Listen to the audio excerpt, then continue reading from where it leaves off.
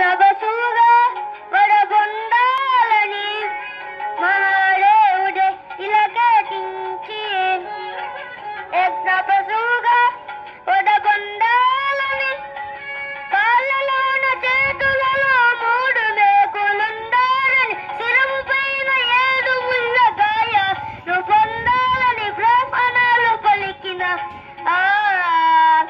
వేద సత్యం క్రీస్తులోనే నెరవేరునుగా.